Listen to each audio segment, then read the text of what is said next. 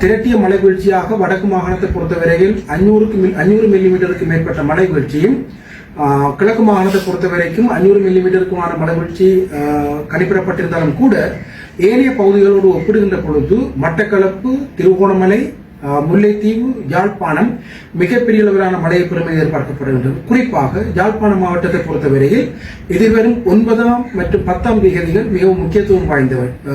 கிழக்கு மாகாணத்தை பொறுத்தவரையில் எதிர்வரும் 8, 9, 10ஆம் தேதிகள் முக்கியத்துவம் வாய்ந்தவையாக காணப்பட்டாலும் கூட முல்லைத்தீவுக்கும் 8, 9, 10ஆம் தேதிகள் முக்கியத்துவம் வாய்ந்தவையாக காணப்படுகின்றன. யாழ்ப்பாணத்தை பொறுத்தவரையும் அதனுடைய நகர்வின் அடிப்படையில் 9 மற்றும் 10ஆம் தேதிகள் மிக முக்கியத்துவம் வாய்ந்த நாட்களாக காணப்படுகின்றன. அனைவருக்கும் வணக்கம். இலங்கையின் தென்கிழக்கு பகுதியில் ஏற்பட்டிருக்கிற தாளமுகம் காரணமாக வருகின்ற 8ஆம், 9ஆம், 10, 11ஆம் தேதிகளில் வடக்கு கிழக்கு மாகாணங்கள் உட்பட இலங்கையின் மத்திய பகுதிகளிலும் கனமழை பெய்யும் என கூறப்பட்டுள்ளது.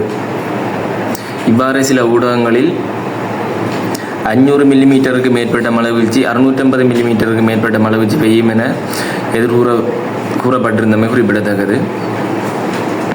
உதாரணமாக பிரதீபராஜா சார் சொல்லியிருந்தது திரட்டிய மழை வீழ்ச்சியாக 650 மில்லிமீட்டரும் சில இடங்களில் 500 மில்லிமீட்டரும் மழை வீழ்ச்சி பெய்யக்கூடும் என கூறியிருந்தார். அவர் கூறியிருந்தது பொதுவாக இன்றிலிருந்து, அதாவது 8ஆம் தேதியிலிருந்து 11ஆம் தேதிக்கு உட்பட்ட 3 நாட்களில் சேர்த்து 650 மில்லிமீட்டர் மழை பெய்யும் எனவே கூறியிருந்தமை குறிப்பிடத்தக்கது.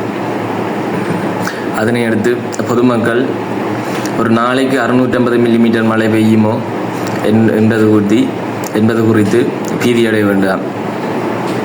மழை வீழ்ச்சி, ஒரு நாளுடைய மழை வீழ்ச்சி என்பது, உதாரணமாக இன்றைய நாள் மழை வீழ்ச்சி என்பது இன்று காலை 8:30 மணியிலிருந்து நாளை காலை 8:30 மணி வரையான மழை வீழ்ச்சியே ஒரு நாளுக்குரிய மழை வீழ்ச்சியாக வளிமண்டலவியல் திணைக்களத்தினால் கருதப்படுகின்றது.